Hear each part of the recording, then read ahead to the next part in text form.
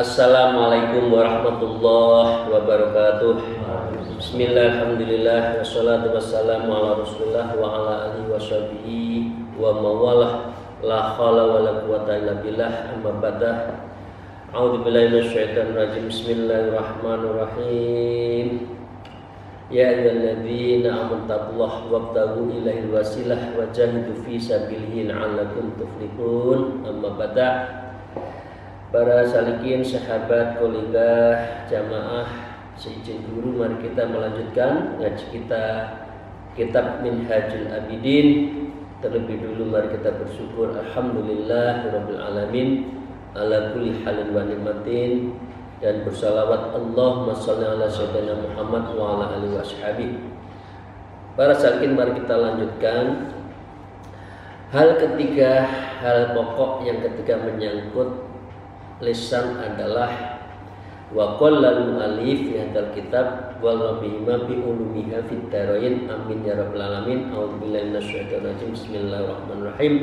Wal aslu taliq hifdzul a'mal shalihah fa inna man lam yahsun lisanahu wa aqtal kalam yaqala mahalata fi ghibatin nas. Para salikin, para jamaah yang ketiga, hendaknya kamu itu memelihara berbagai amal soleh. Ya, kalau hasad, ghibah, karena apa? Itu mengurangi dari amal-amal soleh kita. Nyari amal soleh sulitnya bukan main. Itu pun masih belum tentu, kita belum tahu apakah kita itu, amal kita itu diterima oleh Allah atau tidak.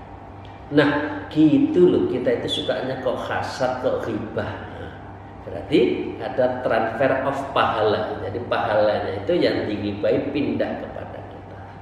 Nanti kita menjadi orang yang pilot, salah satunya itu merasa kita punya ibadah banyak, tapi kenyataannya zong karena kita bunuh dengan hasad. Karena hasad itu adalah seperti an-narul akalul khotok. Jadi apa itu? Seperti api memakan kayu bakar. Nah, itulah orang hasad. Hasad ya, orang ghibah dan sebagainya. Karena itu harus kita jaga. Fa inna man lam yasun lisanu wa aktsarul kalam. Karena sesungguhnya orang yang tidak bisa menjaga lidahnya, wa aktsarul kalam, dan banyak omongnya, ya qaula mahalatu fi ghibanas, niscaya ia gampang terjerumus, tidak boleh tidak, bal yakunu ya apa? Ya fi ghibatin nas, ghibah kepada manusia. Karena itu orang yang suluk, ya ini teman-teman yang suluk itu biasanya ada 3 ajaran: taklilul kalam, taklilul ta'am, wa taklilul naum. Menyedikitkan bicara, bukan sedikit-sedikit bicara. Taqlilut ta'am, menyedikitkan makan, bukan sedikit-sedikit makan. Wa taqlitul naum, dan menyedikitkan tidur. Karena memang orang suluk ya kegiatannya hanya pikir, membersihkan hati. Nah, ini adalah yang dilakukan. Nah, kalau manusia itu banyak ngomong, berarti dia banyak ghibah. Ini ya salikin, kalau pembicaranya bukan untuk lidzikrillah. Kama kilaman putra lahujat pasrada hakot, sebagai dikatakan siapa saja yang banyak celotehnya niscaya banyak kelirunya. Man kathura laghatuhu kathura sakotu. Banyak ngomelnya itu mesti akeh bohongnya ini. Oh, pinter. Jadi kalau orang bohong itu kan pinter, ngerayunya pinter ya. Cara mempengaruhi psikologi lawan katanya pinter, tapi seringkali juga apa? Sakot, banyak keliru, banyak bohongnya. Nah, Karena itu lebih banyak tidak usah terlalu banyak bicara.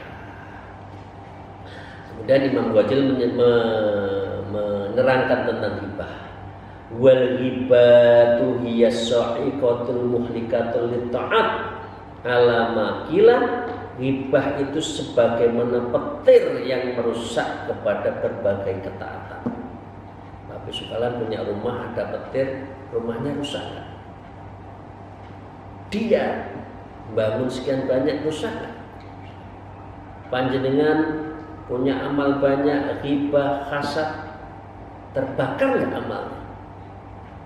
Ini Imam Ghazali mengatakan as-sa'iqatul muhlikatut ta'at. Jadi namanya ghibah itu seperti petir, menyambar petir yang menghancurkan taat.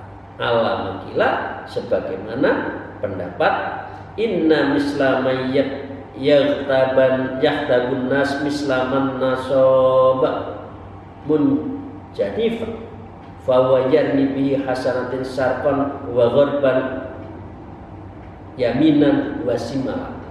Sesungguhnya perumpamaan orang yang menghibah manusia itu bagaikan orang yang telah memasang alat lontar batu, punya pelintengan lah ya. Tahu apa bahasa Indonesia pelintengan itu apa ya? Ketapel ya, ketapel. Ini maaf, ini bahasa Ketaman Tulungagung ya. Jadi pelintengan itu dulu waktu kecil kita nyari burung das ya, masih nakal dulu ya, anak kecil ya, yang ngejar burung.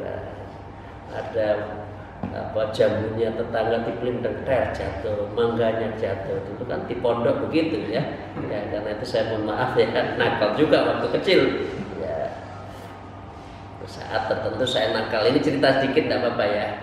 Saya nakal itu ada tetangga punya ayam. Ayamnya itu suka masuk di langgar di masjid saya. Setiap hari saya ngepel, wah ini saya malas gimana tuh ayam naik. Dulu itu kan masih orang ayam berkeliaran kan, terus saya ketapel, ya, kejar. Ya Allah, Bismillah saya ambil apa pisau, Bismillahirrahmanirrahim saya sembelih, Bismillahirrahmanirrahim, Bismillahirrahmanirrahim.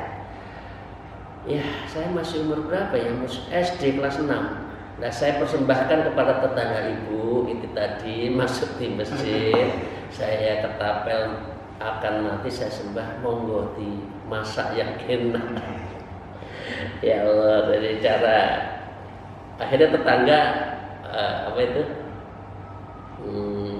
masak ayam. Jadi cerita dulu ya, ketapel. Nah, karena ketapel fahuwa yarmi bihi hasanatin sarqan wa gharban yaminan bismillah. Dengan ketapel itulah alat berbagi kepada ke arah ke timur, ke barat, ke kanan, ke kiri. Mulut itu ya itu ngomong nggak ada jeluntrungnya, nganan ngalor ngidul. Waduh, semakin malam semakin kental ya, apa kopinya semakin asik ngobrol, lali pikir, lali sholat malam, lali apa subuhnya hilang. Semakin kerap, semakin asik bicara, ya Allah. Waktu dibuang begitu saja. Jam 9 sampai jam 4 pagi ngobrol ngalor ngidul, subuhnya hilang, tidak sholat malam. Karena apa? Asiknya meminum, kentalnya kopi. Nah inilah. Jadi ghibah ngobrol itu seperti ketapel yang tidak bisa dihentikan, ngalor itu sampai lupa. Wa balawa anil Hasan anau qila lahu ya Aba Sa'id in fulanan iktabaka.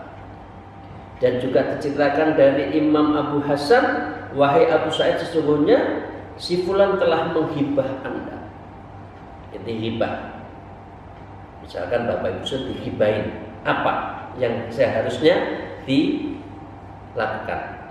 Faba'asa ilayaki ya bikin fihi rutuban wa qala balagni annaka ahdaita illa ya hasanatika fa ahbabtu an ukafitek. Faba'asa ilayya ya bikin fihi rutuban. Abu Sa'id menceritakan Abu Hasan mengatakan, wahai Abu Sa'id, itu orang tuh selalu ngomongin Anda. Lah, oleh Abu Sa'id malah besoknya yang menghibah itu, yang mengolok-olokkan itu dikasih sebongkah rutbah, rutok. Apa itu? Korma. Ya, kormanya azwa lagi. Korma nomor 1 azwa lagi. Orangnya yang menghibah oleh Abu Sa'id malah dikasih hadiah. Mengapa? Waqala ya babani annaka atada illa hasanka. Terima kasih ya Anda telah menghibah saya, karena itu menambah terhadap kebaikanku, dan ini adalah kebaikan. Ya, fa'ahbabta an akafira, maka aku sangat senang untuk membalas dengan memberi hadiah. Jadi Bapak Ibu sekalian, bisa nggak seperti Abu Sa'id? Dihibah malah memberi hadiah, bisa nggak? Ya, bila mengatakan fitnah lebih kejam dari pembunuhan, saya balas.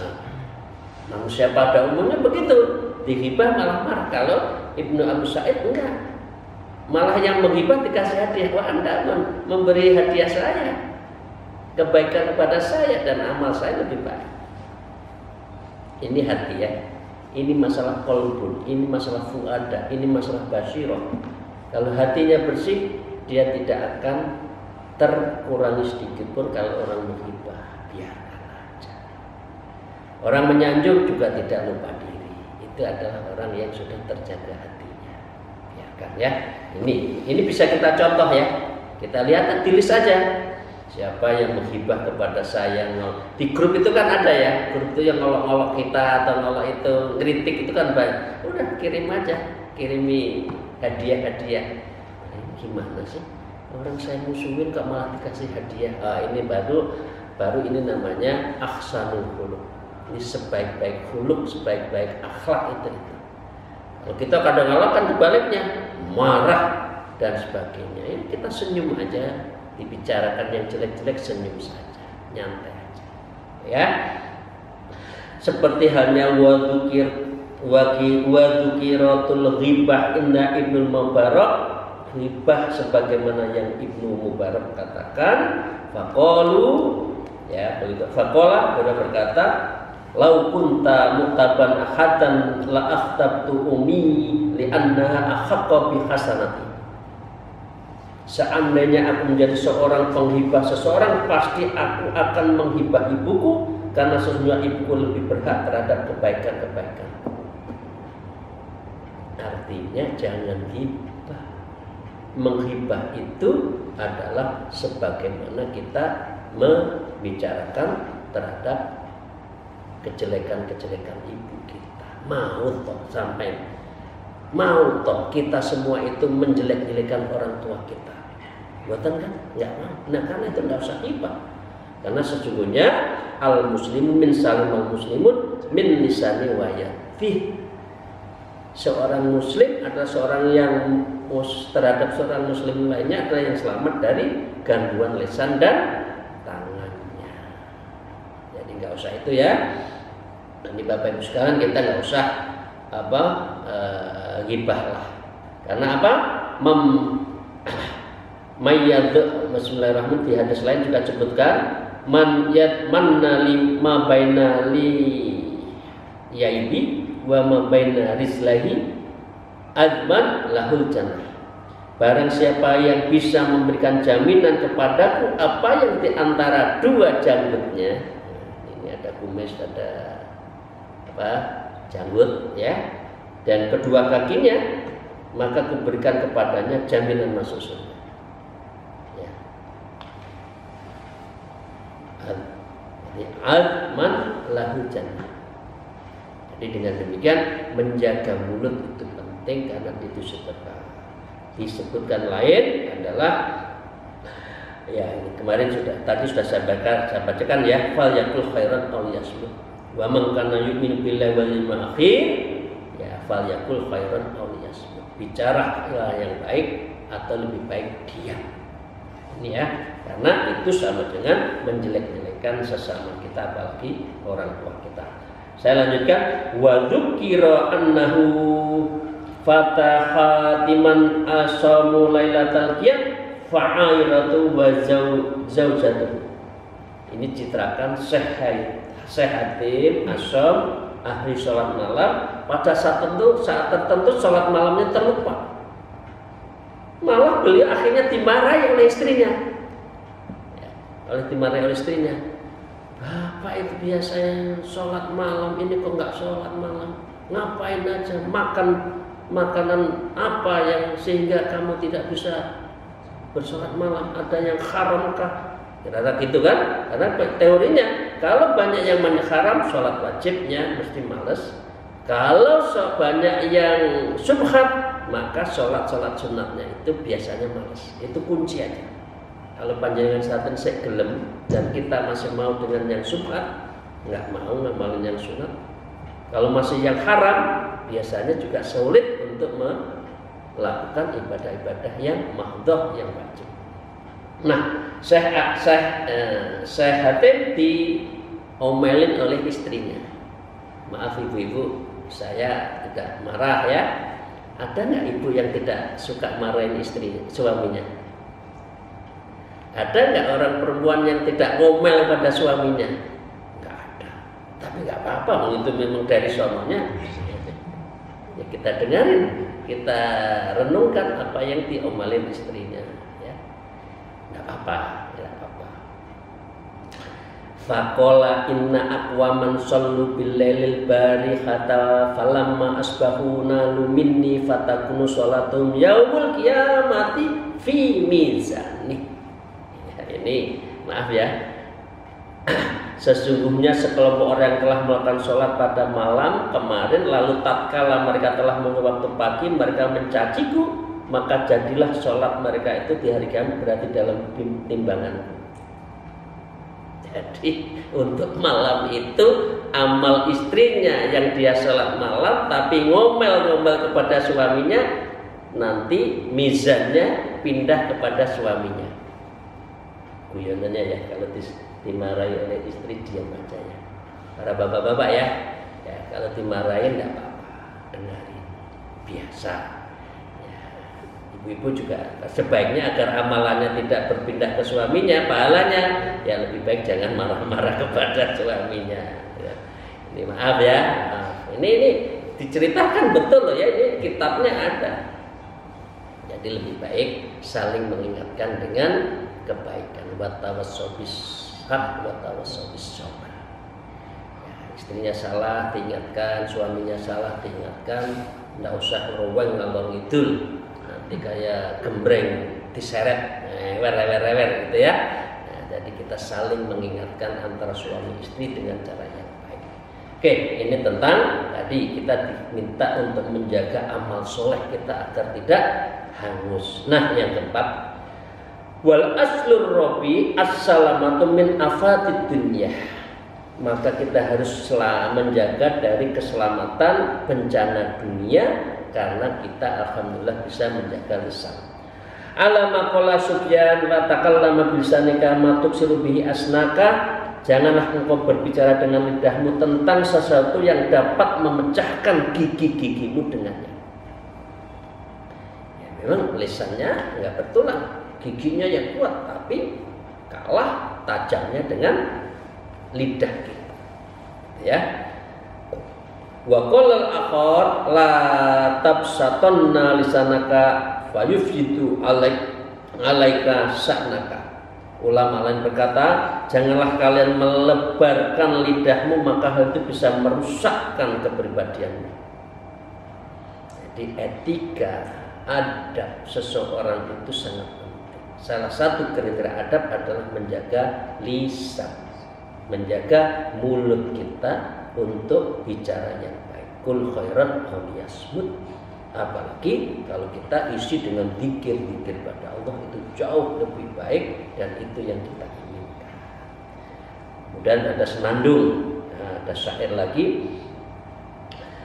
Ikhfat lisanaka la taqulu fatubtali innal bala'a muwakkalun bil mantiki. Ilmu mantek ingat? Ya, ilmu mantek, ilmu kalam, ilmu khitobah dulu waktu kita di pesantren kan diajarin kan?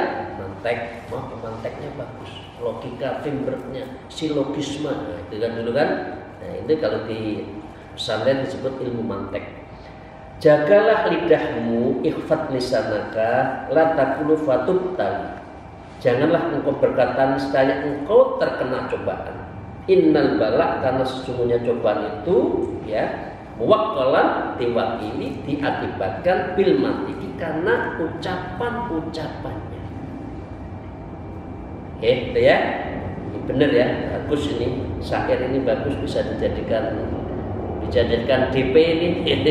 Bisa jadikan DP status apa?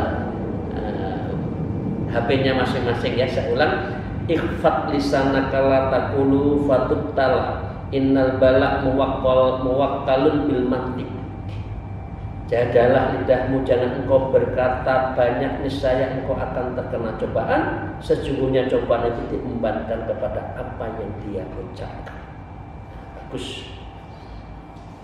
Ibnu Mubarak juga mengatakan, ala ikhfat lisanaka innal lisan syari'un ilal mar'i fi qatlih. Ingatlah, jagalah lidahmu, sesungguhnya lidah itu mempercepat seseorang dalam keterbunuhannya. Kalau dipukul dengan tangan jebret hitam, ya dikasih obat tawon dari Maluku, dari mana? Pak Abjan itu dari mana itu? Dari Ternate ya, itu kan ada ini Abjan Khalik ya, diobat seret itu udah sembuh. Tapi kalau orang itu diucapkan dengan kata-kata kasar, itu sama saja membunuh seseorang. Itulah Imam Ibnu Mubarak mengatakan seperti itu. Jadi janganlah kamu berkata tajam yang menyakiti orang. Ya.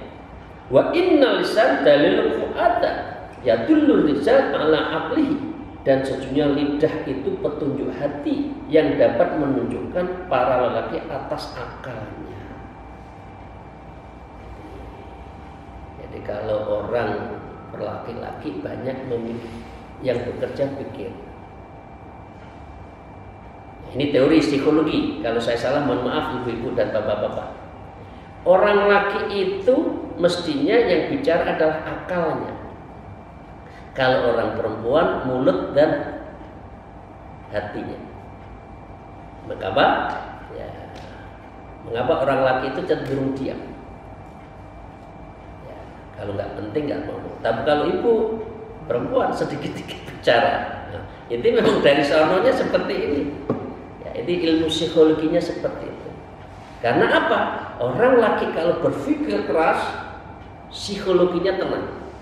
Tapi kalau ibu-ibu begitu melampiaskan omongan-omongan langsung tenang. Jadi kalau sudah habis topik kan tenang, puas.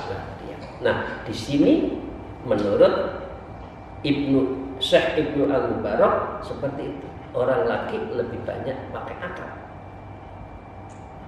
Karena lisan itu akan mempengaruhi akalnya.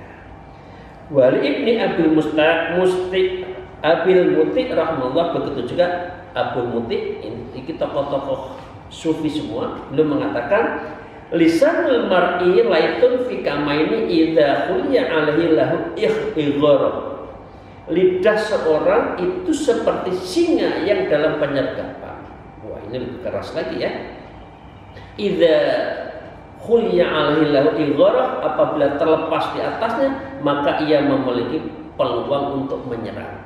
Begitu tengkar, wah dia dan nggak terbatas. Karena seperti singa itu loh, kalau mulut kita itu nggak terkekang, tidak dikekang banyak.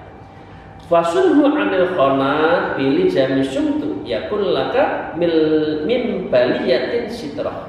Maka jagalah lidahmu dari perkataan yang kotor dan kekanglah agar dia berdiam diri. Niscaya jadilah hal itu bagimu dari selamat dari berbagai bencana, karena diam itu sebagai tabirnya satir. Jadi itu ya bagus sekalian, lebih baik diam. Diam itu apa? Emas. Ya, diam itu emas. Kul khairan itu lebih baik lagi. Dia bukan emas laka, tapi dia sebagai diamond. Bukan gold lagi, diamond. Jadi lebih baik ngomong yang baik, dikira itu diamond itu. Wa fil matalis syairi rubba kalimatin taqulu li sahibi. Di dalam peribahasa lain disebutkan kerap kali kalimat berkata itu kepada pengucapkan tinggalkan aku. Ya. Jadi lebih baik kita ngomong jangan ya, kita bicara yang baik-baik saja. Semoga Allah memberikan taufik bi rahmatih. Ini ditutup di yang keempat, nas'alullah taufik bi rahmatih. Nah, yang terakhir Bapak sekalian, yang kelima. Ini terakhir yang berkaitan dengan apa? Lidah. Wal aslul khamis dzikrul afatil akhirah. Hal yang terpenting yang kelima adalah mengingat bencana-bencana di akhirat karena akibat mulut kita, lidah kita. Kita harus ingat, dari situlah kita nanti akan menjaga lidah. Wa qala al-mu'allif fi hadzal kitab wa adhkuru fihi nuqtatun wahidatan wa hiya annahu la yahullu ma an taqula qaulan mahdzuran haraman. Aku telah menyebutkan tadi banyak cerita, dan yang kelima ini bahwasanya tidak bisa lepas sesuatu engkau ucapkan berdiri dari ucapan yang terlarang diharamkan. Jaga ya, jangan kita bicara yang haram-haram. Au qaulan mubah min fudhil la yaknika, atau ucapan yang diperbolehkan mubah. Ya, kita hindari saja dah ngobrol walaupun tidak dosa, kita hindari. Fa in kana mahdurun haraman fa fihi min adab haraman au qalan mubah fi fudlillah yaknika, dan yang tidak berguna. Maka dengan demikian kita diminta, maka jika adanya ucapan itu berupa ucapan terlarang dan haram, maka di dalamnya terhadap apa? Min adzabillah ta'ala alladzi la taqata laka bih. Maka dengan demikian orang yang banyak bicara dan salah menghibah itu, azabnya Allah itu akan muncul. Karena itu kita nggak usah banyak bicara. Faqat rawi'an Rasulullah sallallahu alaihi wasallam, Rasulullah sallallahu alaihi wasallam annahu qala lailata usri bi ra'aita fin nari qauman ya'kuluna jifah. Faqultu ya Jibril man huwa man haula. Di dalam sebuah Isra Mi'raj diceritakan Rasulullah berjalan menemui dan berkata kepada malaikat Jibril, wahai malaikat Jibril, itu loh ada orang kok memakan bangkai, siapa itu? Gitu kan? Nah, Rasulullah berkata pada malaikat Jibril. Kemudian malaikat Jibril mengatakan, qala haula alladzi yaquluna luhmun nas. Mereka adalah orang-orang yang memakan daging sebagaimana dia memakan dagingnya manusia, karena dia adalah menghibah. Ini Qur'annya ada kan? Menghibah sesama muslim seperti memakan bangkai.